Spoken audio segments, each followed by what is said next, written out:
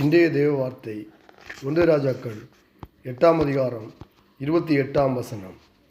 என் தேவனாகிய கர்த்தாவே, உமது அடியேன் இன்று உமது சந்நிதியில் செய்கிற விண்ணப்பத்தையும் மன்றாட்டையும் கேட்டு உமது அடியனுடைய விண்ணப்பத்தையும் வேண்டுதலையும் திருவுளத்தில் கொண்டருளும்.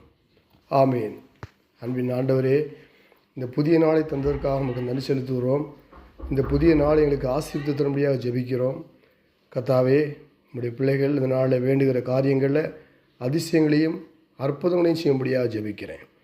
நீ வலதுபுறத்திலும் இடங்கொண்டு பெருகுவாய், இடதுபுறத்திலும் இடங்கொண்டு பெருகுவாய்ன்னு சொன்னீங்களா ஆண்டவரே. உன்னை வாலாக்காமல் தலையாக்குன்னு சொன்னீங்களா ஆண்டவரே. சிங்க குட்டிகள் தாழ்ச்சிந்து பண்ணியாக இருக்கும். கர்த்தரை தேடுவதற்கோ ஒரு நன்மையும் குறைபடாது. கர்த்தாவே, நம்முடைய பிள்ளைகள் போகிற பாதைகளில் நம்முடைய சமூகம் முன்சென்று வழிநடத்தும்படியாக ஜெபிக்கிறோம். இந்த நாள் முழுதும் நீர் பாதுகாத்துக்கொள்ளும், ஆசீர்வதியும், வழி நடத்தும், தேவைகள் எல்லாம் சந்தியும்.